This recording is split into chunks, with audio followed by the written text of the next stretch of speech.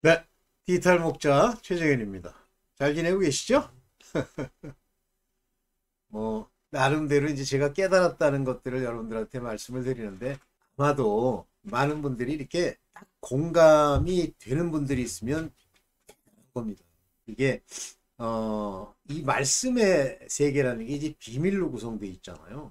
제가 얼마 전에 했지만, 하나님의 비밀 그러면서 이제 여러 가지 얘기가 나오는데, 복음의 비밀, 또 그 경건의 비밀, 그 다음에 믿음의 비밀, 그 다음에 왜또 여러 가지 비밀들을 잊어먹었지. 굉장히 많은 미스테리.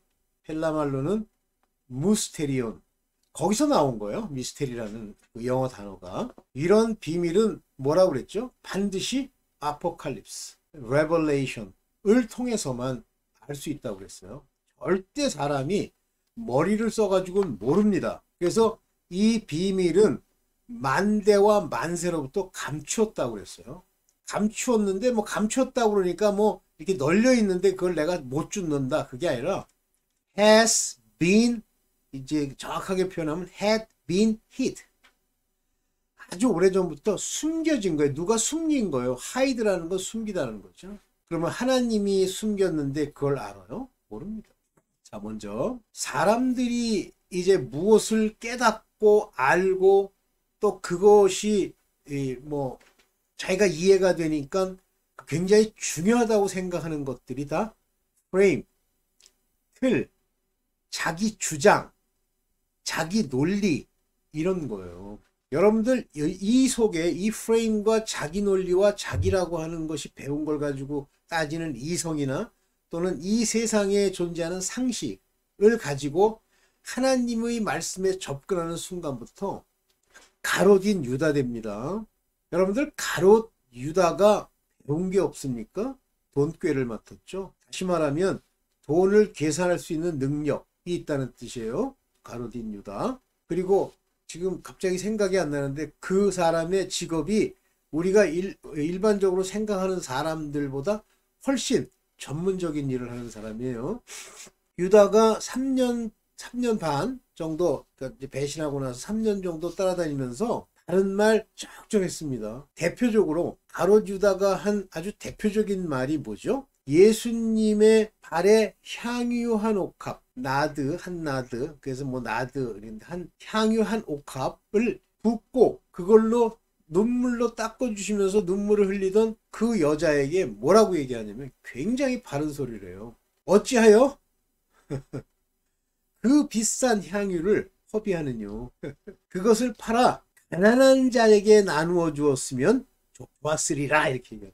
여러분들 그런 생각 가지고 신앙생활 하는 사람 많죠. 아마 한국 교회의 대다수, 제가 뭐 모든 걸 다 다녀본 건 아니지만 제가 다녀본 교회들의 거의 뭐 7, 80%라는 표현은 많다는 뜻입니다. 7, 80%의 교회는 전체가 다 그런 식의 신앙생활을 하고 있어요. 예수 그리스도가 가장 중요한 겁니다. 이분이 가장 귀한 분이에요.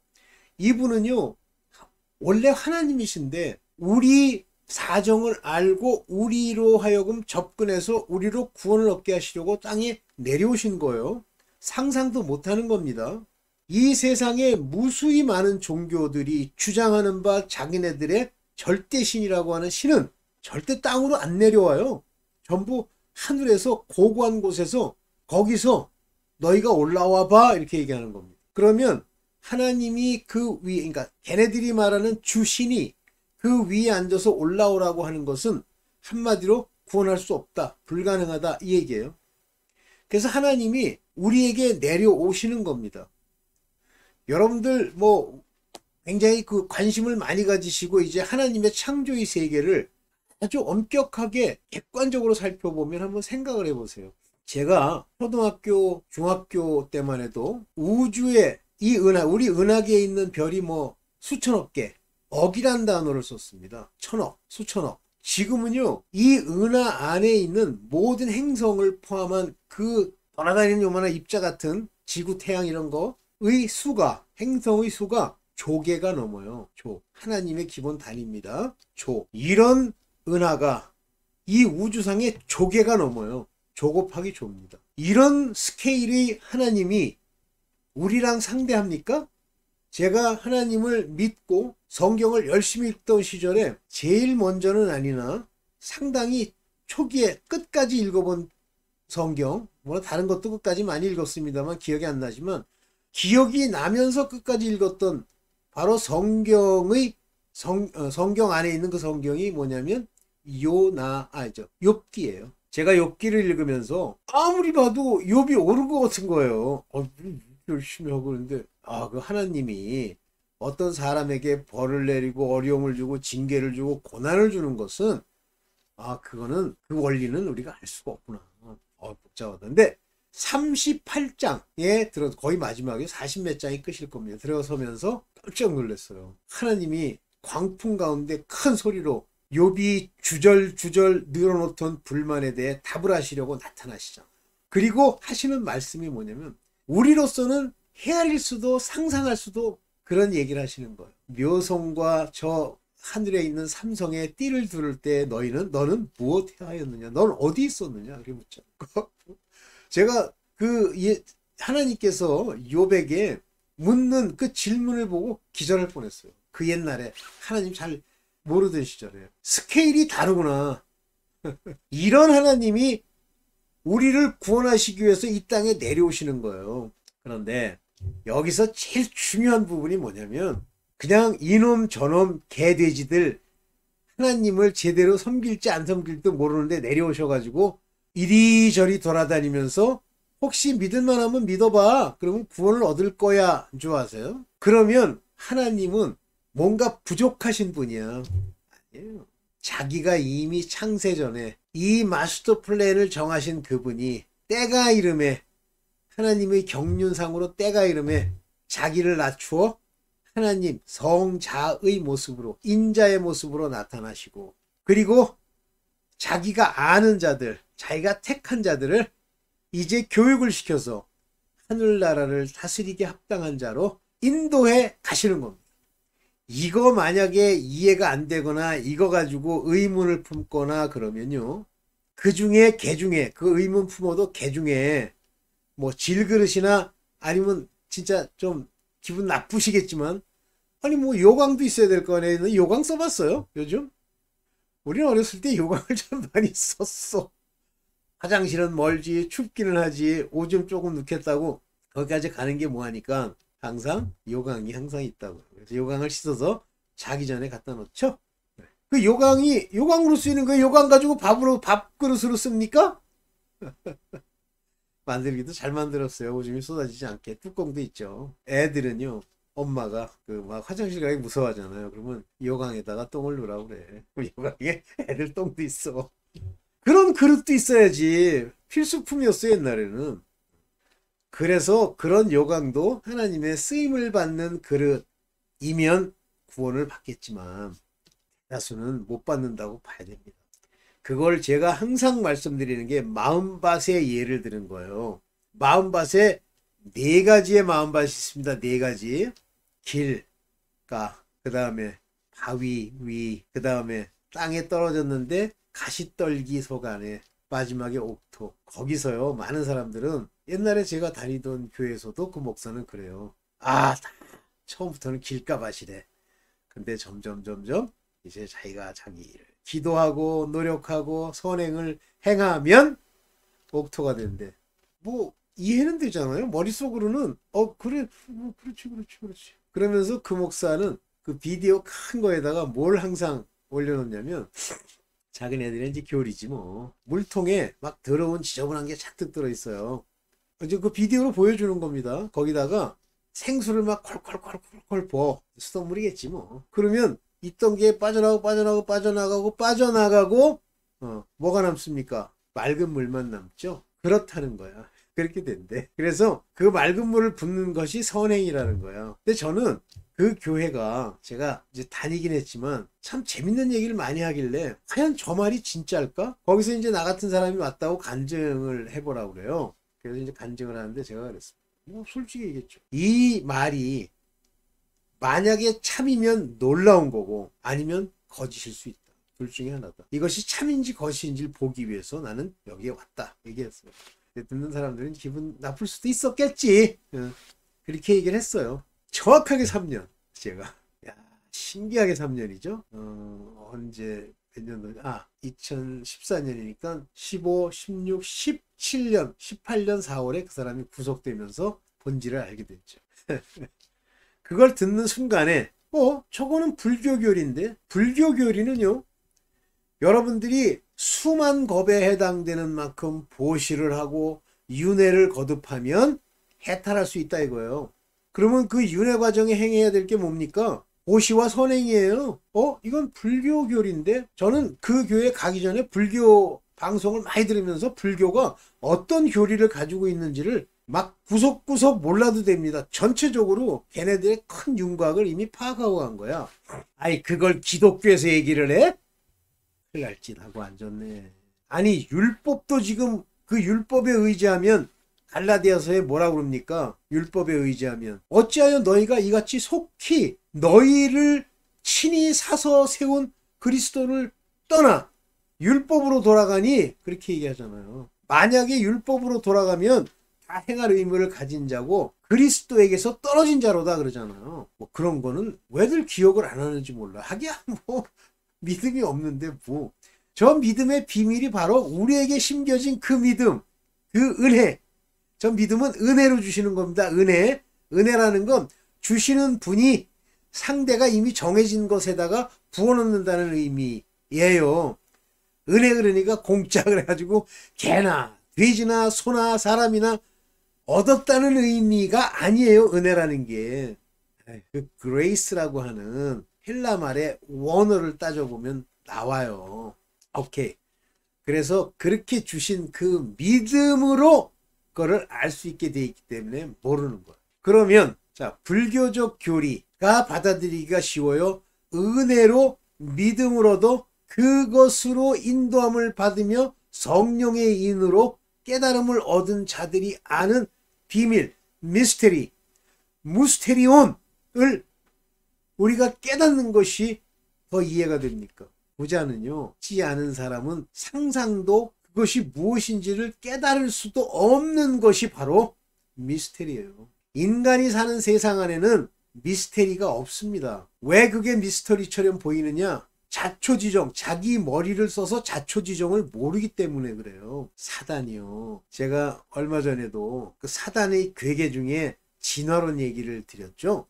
그 진화론 가지고 장난질한 게 마르크스 공산주의자들이 시발점이라고 그랬죠. 그런데 정작은 이 다윈이 뭐 이제 여러 가지 다윈의 뭐 이런 얘기 저런 것 때문에 진화론을 주장했다라고 하지만 사실 이제 그가 고백한 내용을 후에 그걸 기록한 내용을 보면 다윈은 학자였고, 그래서 자기가 일종의 자기의 명성을 위해서 만들어낸 하나의 논리였다라고 그때 당시에 신부에게 고해성사를 하고 죽었어요, 다윈이. 그런데 이 다윈의 진화론을 딱 보고 사단이 귀신같이 낳고 채는 거예요. 여러분 보십시오. 사단으로부터 직접 나온 것과 인간을 꼬드기어 또는 인간의 실수 또는 실수는 아니지, 어떤 계획을 가지고 만들어낸 것 중에 사단이 뭘 이용합니까? 절대 인간을 통해서 나온 거를 이용하는 거예요. 사단이 만들어서 사단이 숨겨가지고 만든 게 하나 있죠. 그게 바로 UFO예요. 저는 오래전부터 UFO를 제대로 아는 사람들이 다 뭐라고 얘기하냐면 저건 영적인 문제, 사단의 문제다, 이렇게 얘기하는 사람이 나타나기 시작했어요. 그러면서 소위 UFO를 체험하고 납치당했다고 하는 사람들의 공통된 특징이 하나 있다. 그것이 하나님을 알지 못하는 자, 크리스천이 아닌 자들이라고 얘기했어요. 자, 이와 같이 사단이 자기 나름대로 훗날 쓰기 위해서 만든 여러 가지 괴계의 그 일들은 just 숨겨져 있는 거예요. 자기가. 이런 것들 가지고는 인간을 현혹 안 합니다. 인간이 만든 것, 인간적인 것, 인본적인 것, 인간의 상식과 인간의 교육으로 그럴듯하다고 고개를 끄덕이는 것 가지고 사단이 장난하는 거예요. 그래서 그 진화론을 가지고 오늘날 사회적 진화론, 모든 진화론, 문화적 모든 진화론이 거기서부터 출발하는 거예요. 그런데 또 머리를 써? 또 이 대가리를 쓰느냐고. 이 대가리, 좋지도 않은 대가리. 머리 쓰지 마세요. 제가 참 뭐 지위 고하, 지식 유무에 관계없이 제가 하고 싶은 얘기를 정확하게 얘기를 해줍니다. 하나님이 허락하시면. 허락 안 하면 일체 얘기를 안 해요. 입 딱 다물어요. 그런데 제가 기독교수회에 가서 그 기독교수들이 다 엉터리가 많은 거예요. 다 그런 건 아니에요. 근데 예를 들면 엉터리와 엉터리가 아닌 사람 차이가 많이 납니다.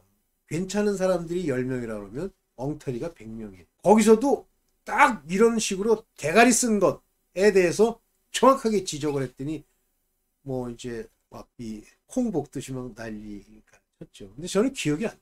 하나님의 뜻대로 말을 하면 듣는 사람은 뭐 그거 가지고 내가 무슨 뭐 쓴 소리를 하느니 뭐 쓴 뿌리니 지 멋대로 이런 소리 하지만 실질적으로 말한 저는 전혀 기억이 안 나요. 그런데 그걸 듣고 깨달은 사람들이 교수 중에 있어요.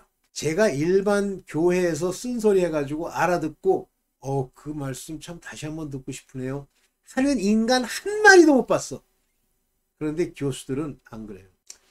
상당수의 교수들이 제 말을 주목하고 저를 귀히 이렇게 대하는 사람을 많이 봤습니다.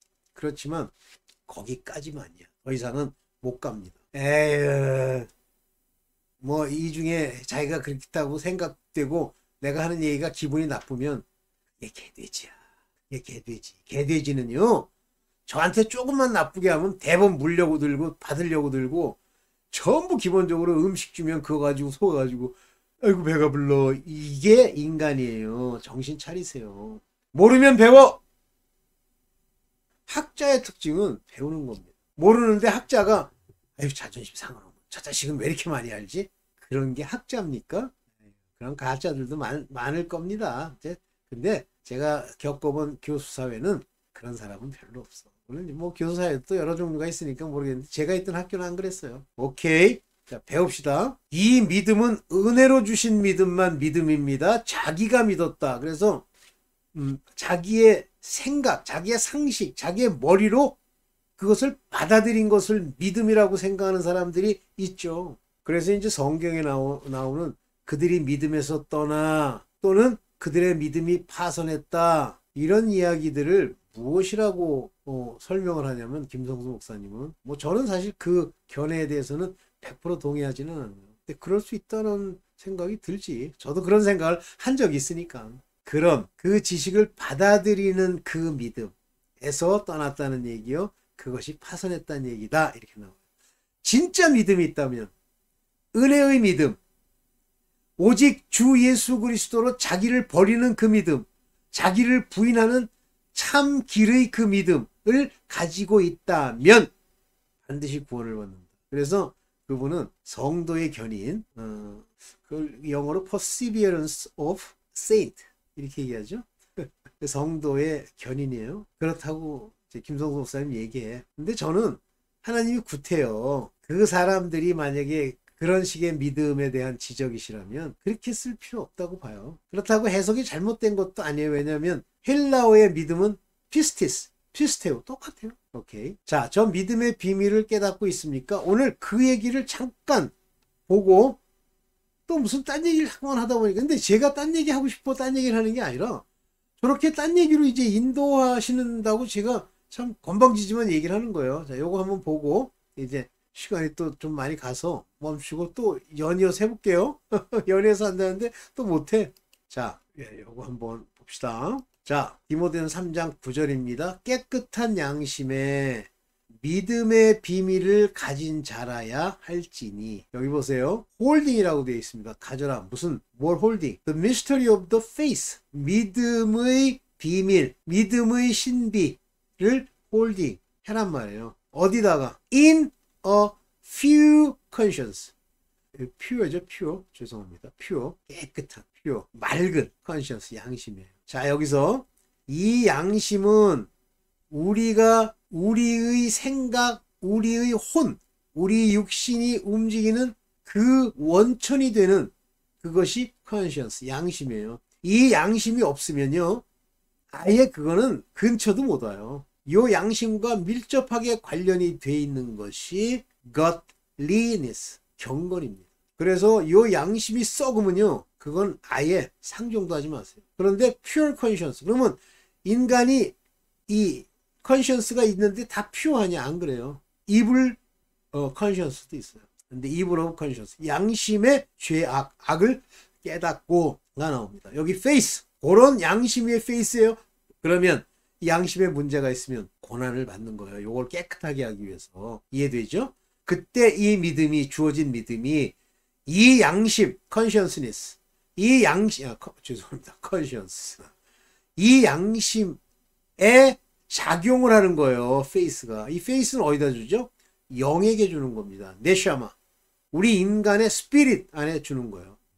그래서 그 스피릿이 이 양심으로 방해받지 않고 그대로 나타나면 그 믿음이 역사하는 힘이 큰 믿음이 되는 겁니다. 요거를 여러분들이 마음에 딱 두어야 이 믿음의 비밀을 가진 거예요. 그러니까 자기 믿음을 점검해보라 그러잖아요. proving.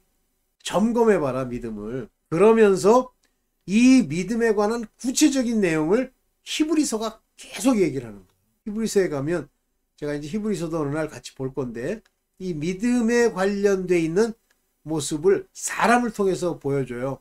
아브라함, 롯, 그 다음에 아합, 이런 모세, 이런 믿음이 있고 그 믿음을 가진 자의 모습을 보여주는 거예요.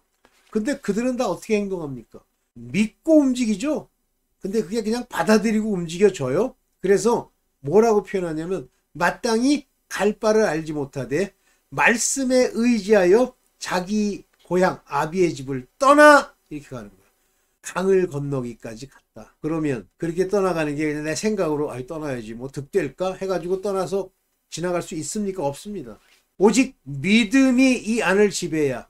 그 믿음은 약속이요, 그 믿음은 언약입니다. 그 믿음은 하나님의 맹세시고 하나님의 소금입니다. 빛과 소금, 그러니까 뭐 소금, 그러니까 소금이, 이거 무슨 소금이야. 빛이 와야 믿음이 오고 그 믿음으로 약속을 받고 언약이 내게 세워지는 그런 사람. 그래서 너희는 먼저 세상의 소금이요, 너희로 인해서 그 언약과 약속이 이루어지고 그 안에 있는 빛을, 그 빛은 바로 예수 그리스도예요. 그분을 나타내도록 너희를 통해서 스튜어트, 청지기로서의 역할을 해라, 이렇게 얘기하시는 거죠. 오늘 여기까지만 얘기하고 2탄 경건의 비밀과 함께 믿음의 비밀에 대해서 찍어보도록 하겠습니다. 보통 30분을 안 넘기려고 하니까 뭐 그렇게 됐어요. 네, 감사합니다.